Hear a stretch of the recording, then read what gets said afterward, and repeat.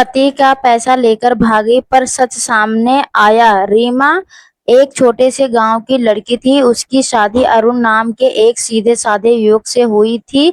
अरुण एक मेहनती आदमी था जिसने अपनी पूरी जिंदगी की कमाई जोड़कर एक छोटा सा घर बनवाया था। शादी के बाद वह रीमा से बहुत प्यार करता था और उसकी हर इच्छा पूरी करने की कोशिश करता था, लेकिन रीमा के मन में कुछ और ही चल रहा था। उसका सपना था कि विदेश जाकर आलीशान जिंदगी जीना। उसे लगता था कि अरुण के साथ रहकर उसके सपने कभी पूरे नहीं होंगे। एक दिन अचानक अरुण की तबीयत बहुत खराब हो गई। डॉक्टर ने बताया कि उसे गंभीर बीमारी है और लंबे समय इलाज की जरूरत पड़ेगी। अरुण ने अपने इलाज के लिए बैंक में जमा सारी बचत निकाल ली, लेकिन रीमा के मन में लालच घर कर चुका था। उसने सोचा वैसे भी अरुण ज्यादा दिन नहीं बचेगा, क्योंकि ना मैं सारे पैसे लेकर अपनी नई जिंदगी शुरू कर दूंगी। एक रात जब अरुण अस्पताल में भर्ती था, रीमा बैंक खाते से सारे पैसे निकालकर घर से भाग गई। उसने किसी को कुछ नहीं बताया। कुछ दिनों बाद वह लंदन पहुंच गई। वहां उसकी मुलाकात रोहन नाम के एक युवक से हुई। रोहन ने खुद को बहुत बड़ा बिजनेसमैन बताया। रीमा उसकी बातों में आ गई और दोनों की दोस्ती बढ़ने लगी। रोहन उसे महंगे होटल, बड़े बड़े मॉल और आलीशान जगहों पर ले जाता था। रीमा को लगने लगा कि अब उसकी जिंदगी बदल गई है। उसने अपने पति और परिवार की कोई परवाह नहीं की। एक दिन रोहन उसे एक शानदार होटल में ले जाकर गया। वहां उसने रीमा को अपने कुछ दोस्तों से मिलवाया। सब कुछ बहुत अच्छा लग रहा था। तभी होटल में एक वेटर से रीमा की छोटी सी गलती हो गई। रोहन अचानक उस पर जोर जोर से चिल्लाने लगा। रीमा हैरान रह गई, क्योंकि उसने रोहन को कभी इतने गुस्से में नहीं देखा था। उसी समय होटल का मालिक वहां आया। जैसे ही रीमा की नजर उस आदमी पर पड़ी, उसके पैरों तले जमीन खिसक गई। उसके हाथ कांपने लगे और चेहरे पर रंग उड़ गया। वही आदमी कोई और नहीं बल्कि उसका पति अरुण था। रीमा को अपनी आंखों पर विश्वास नहीं हुआ था। उसने सोचा था कि अरुण अस्पताल में मर चुका होगा, लेकिन सच कुछ और ही था। अरुण ने शांत स्वर में आवाज में कहा, तुम सोच रही होगी कि मैं यहाँ कैसे हूँ। जिस दिन तुम मुझे अस्पताल में छोड़कर भाग गई थी, उसी दिन मेरे एक पुराने दोस्त ने मेरी मदद की। इलाज सफल हो गया और मैं पूरी तरह ठीक हो गया। फिर अरुण ने एक और बड़ा सच बताया। उसने कहा कि जिस बैंक खाते से तुम पैसे लेकर भागे हो, उसमें मेरी असली जमा पूंजी थी ही नहीं, असली निवेश और संजीवनी मेरे दूसरे खातों और कागजों में था। रीमा स्तंभ रह गई। अरुण आगे बोला, और जिस रोहन के साथ तुम यहाँ आई हो, वह कोई बड़ा बिजनेसमैन नहीं, वह मेरे बिजनेस में काम करने वाला एक कर्मचारी है। उसे तुम्हें बारे में सब पता था। वह सुनकर रीमा के होश उड़ गए। रोहन ने सिर झुकाकर लिया और वहां से चला गया। अब रीमा को अपनी गलती का एहसास होने लगा। जिस इंसान ने उसे सच्चा प्यार दिया, उसी को उसने धोखा दिया। लालच में आकर उसने अपना घर, परिवार, सम्मान सब खो दिया। रोते हुए रीमा ने अरुण से माफी मांगी, लेकिन अरुण ने कहा, कुछ गलतियां ऐसी होती हैं जिनका पछतावा जिंदगी भर रहता है। विश्वास टूट जाए तो उसे जोड़ना बहुत मुश्किल होता है। उस दिन रीमा अकेली रह गई। उसके पास ना पैसा था, ना दोस्त, ना ही कोई अपना। उसे समझ आ गया कि लालच और धोखे से मिली खुशी हमेशा थोड़े समय की होती है, लेकिन उसका बहुत दर्द बहुत लंबा चलता है। कहानी की सीख, सच्चे रिश्ते की किस्मत पैसे से कहीं ज्यादा होती है। लालच इंसान से उसकी सबसे कीमती चीज छीन लेता है। रीमा होटल से बाहर निकली तो उसकी आंखों से आंसू रुकने का नाम नहीं ले रहे थे। जिस सपनों की दुनिया के लिए उसने अपने पिता को धोखा दिया, वही दुनिया आज उसके सामने बिखर चुकी थी। लंदन की चमक दमक अब उसके किसी अंधेरे जंगल जैसी लग रही थी। उसके पास रहने के लिए कोई जगह नहीं थी। कुछ दिनों तक उसने एक छोटे से किराए के कमरे में रहकर नौकरी ढूंढने की कोशिश की, लेकिन विदेश देश में बिना किसी सहारे की सब कुछ आसान नहीं था। धीरे धीरे उसके पास बचे हुए पैसे भी खत्म होने लगे। एक दिन वह सड़क किनारे बैठी अपने अतीत के बारे में सोच रही थी, तभी उसकी नज़र एक बुजुर्ग महिला पर पड़ी जो लोग वह खाना बाँट रही थी। रीमा भी भूखी थी, वह हिम्मत करके उनके पास गई। महिला ने उसे खाना दिया और प्यार से पूछा, बेटी तुम बहुत परेशान लग रही हो। रीमा ने रो पड़ी, उसने अपनी गलती पूरी कहानी महिला को बता दी। महिला ने उसी बात ध्यान से सुनी और बोली, गलत हर इंसान से होती है, लेकिन सबसे बड़ी गलती अपनी मानना है। अगर तुम सच में पछतावा है तो अपनी जिंदगी बदलने की कोशिश करो। उन शब्दों ने रीमा के दिल को छू लिया।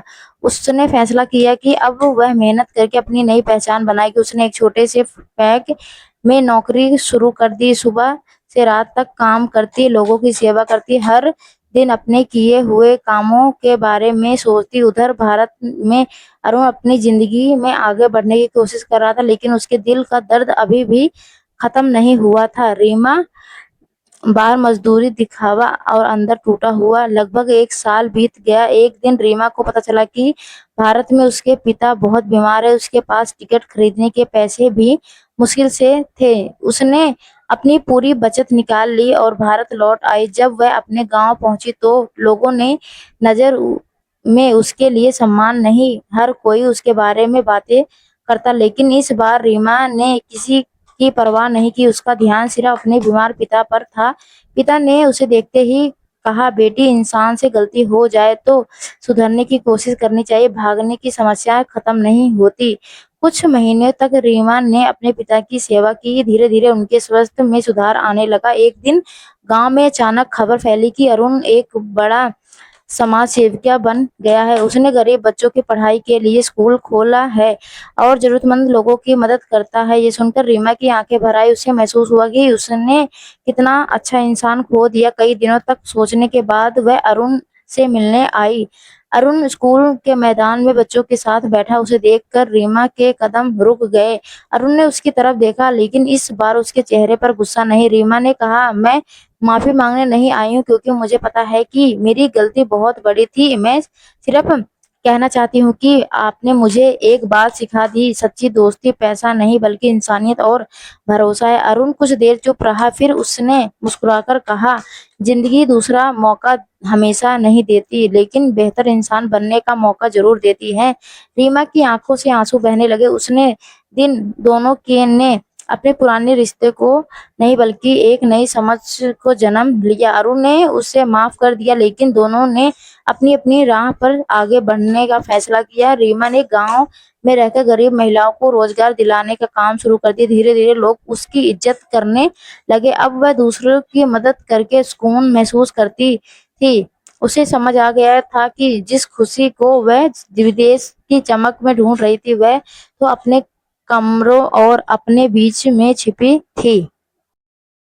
रीमा अब गांव के में महिलाओं को आत्मनिर्भर बनाने का काम कर रही थी। लोग धीरे धीरे उसकी इज्जत करने लगे थे। एक दिन सुबह वह अपने छोटे से कार्यालय में बैठी थी, तभी डाकिया एक पुरानी सी चिट्ठी लेकर चला गया। चिट्ठी पर ना तो भेजने वाले का नाम था, ना ही कोई पता। रीमा ने उत्सव से चिट्ठी खोली। अंदर केवल कुछ पंक्तियां लिखी थी, अगर तुम अरुण की सच्चाई जानना चाहती हो तो आज रात 11 बजे पुराने बरगद के पेड़ के पास आना। वहां तुम्हारे अतीत का ऐसा राज मिलेगा जो पूरे गांव को हिला देगा। यह पढ़ते ही रीमा के हाथ कांपने लगे। रात 11 बजे वह चुपचाप पुराने बरगद के पेड़ के पास पहुंची। वहां कोई नहीं था। तभी उसकी नजर पेड़ के नीचे रखे एक लोहे के पुराने बक्से पर पड़ी। बक्से के अंदर कुछ पुराने दस्तावेज, तस्वीर और एक डायरी रखी हुई थी। रीमा ने डायरी खोली। पहले ही पन्ने पर लिखा था, अगर यह डायरी किसी के हाथ लगे तो समझ लेना कि मैं अब इस दुनिया में नहीं हूँ। मेरा नाम अरुण नहीं बल्कि आदित्य है। रीमा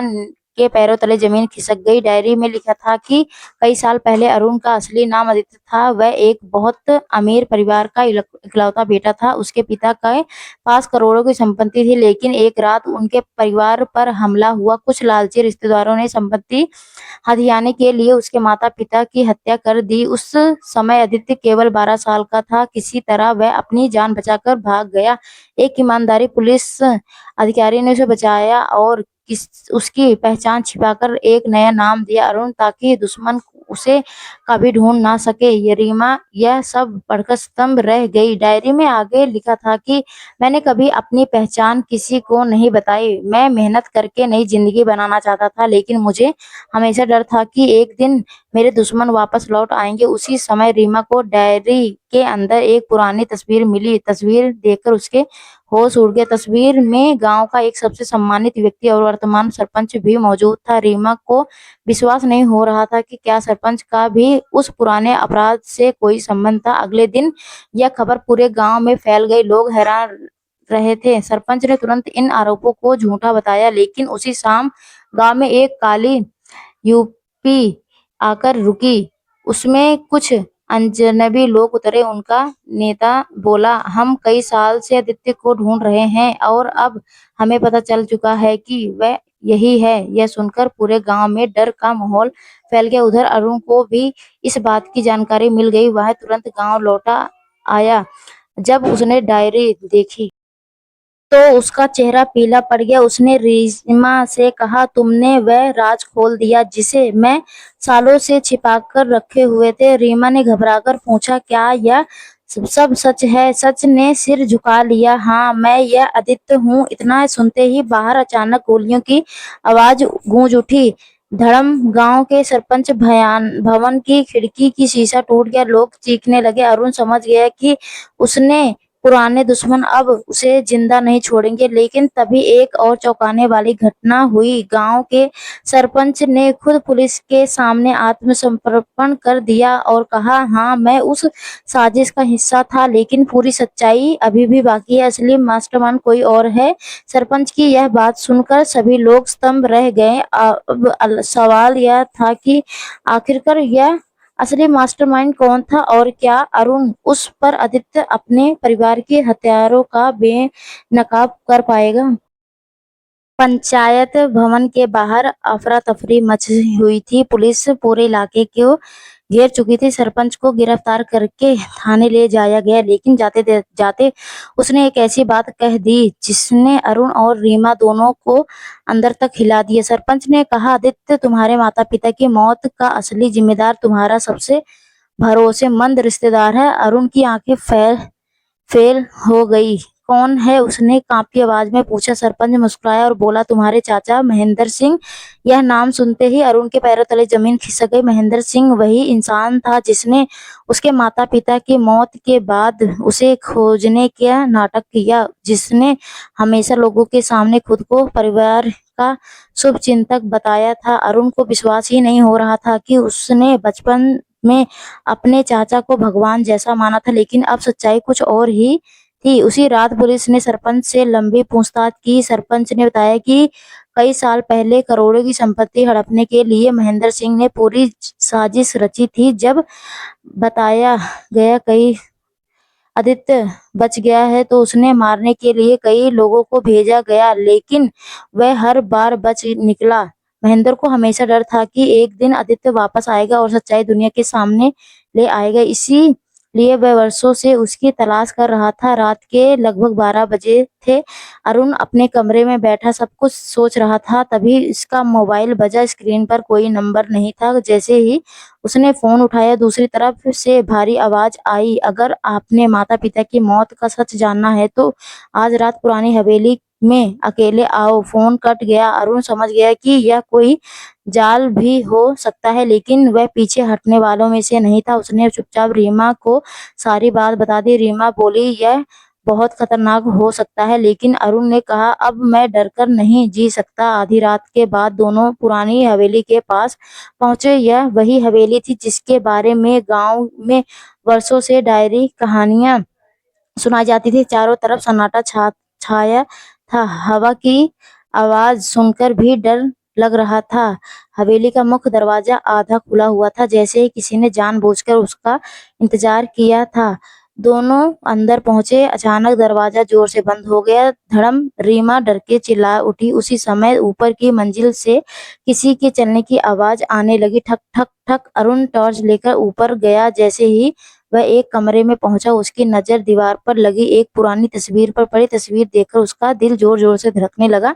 तस्वीर में उसके माता-पिता थे, लेकिन उनके साथ एक और आदमी खड़ा था और वह आदमी कोई और नहीं बल्कि महेंद्र सिंह था। तभी कमरे के पीछे छिपा दरवाजा धीरे-धीरे खुला। अंदर एक गुप्त तहखाना था। जब अरुण और रीमा ने नीचे पहुंचे तो वहां दर्जनों पुराने दस्तावेज, फाइल और वीडियो रिकॉर्डिंग रखी हुई थी। एक वीडियो चलते ही पूरे सच्चाई सामने आने लगी। वीडियो में महेंद्र सिंह कुछ लोगों के साथ में बैठा हुआ था। वह कह रहा था, आदित्य को किसी भी कीमत पर जिंदा नहीं छोड़ना है। यह सुनते ही अरुण की आंखों से आंसू आ गए। उसके पास अब अपने माता-पिता की हत्या का सबसे बड़ा सबूत था, लेकिन तभी अचानक तहखाने की सारी लाइटें बंद हो गई। पूरा कमरा अंधेरे में डूब गया और उसी अंधेरे में किसी ने बंदूक तानकर कहा, बहुत खोज लिया तुमने सच, अब तुम्हारा खेल खत्म। अरुण और रीमा ने आवाज की दिशा में देखा। टॉर्च की हल्की रोशनी में जो चेहरा दिखाई दिया, उसे देखकर दोनों के होश उड़ गए।